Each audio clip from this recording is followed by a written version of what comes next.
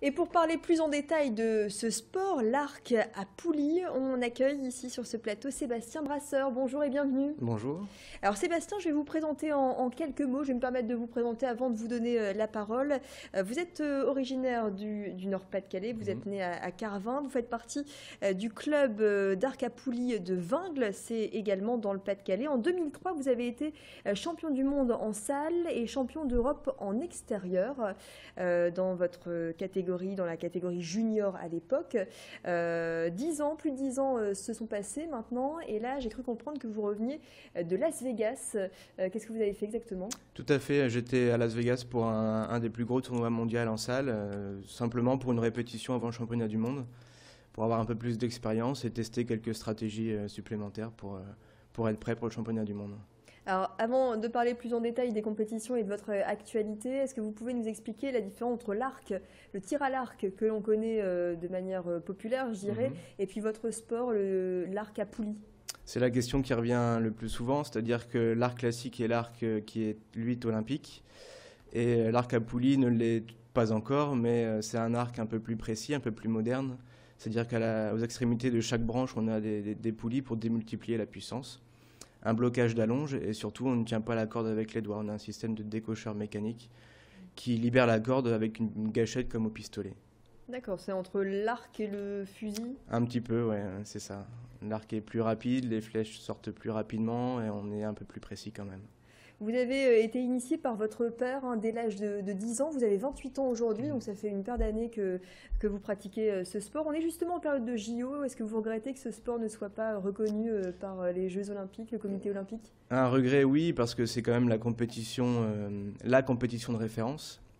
Aujourd'hui, la fédération internationale y travaille, c'est-à-dire on est sur un système avec un championnat d'Europe, un championnat du monde tous les ans. Et le format de l'arc à poulies est un format à part pour essayer d'intégrer les Jeux Olympiques un jour ou l'autre.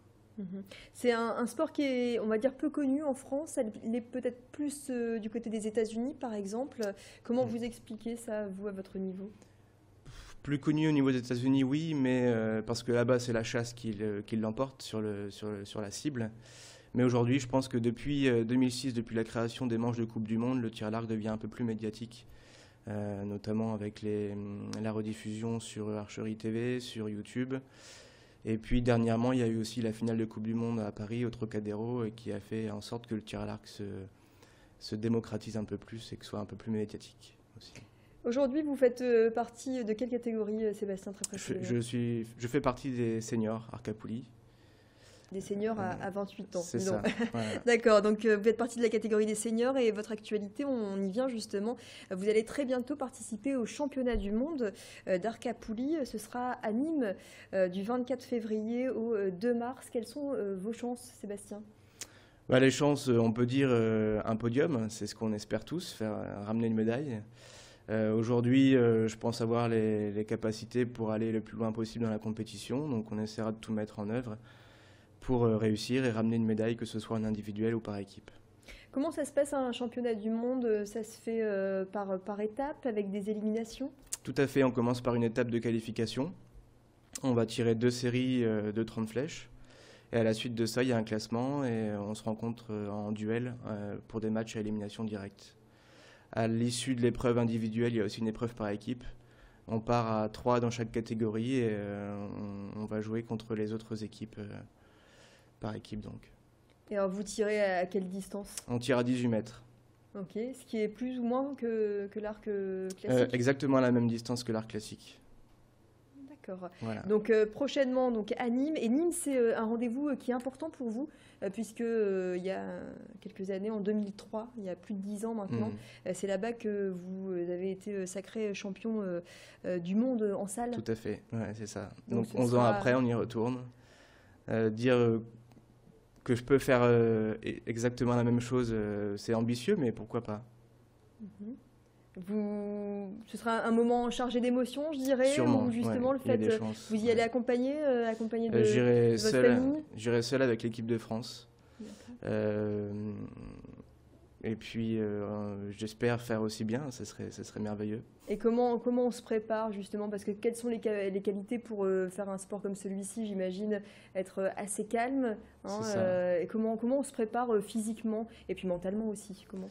Physiquement, il n'y a rien de particulier de prévu, un peu de footing pour diminuer un peu le rythme cardiaque, mais sinon, c'est que de la préparation spécifique. On est avec l'arc et on tire des flèches à l'entraînement. On répète, on répète, on répète, on fait nos gammes.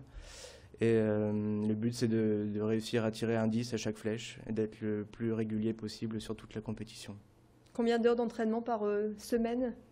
Bon, on est un peu sur un rythme à peu près de un entraînement par jour, de 2 à 3 heures.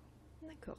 Bon, en tout cas, Sébastien Brasseur, on va vous souhaiter plein de bonnes choses pour ces championnats Merci. du monde à Nîmes à partir du 24 février. On espère en tout cas effectivement une place sur le podium et j'espère que vous reviendrez nous en parler sur le plateau de J'espère. Grand Lille TV.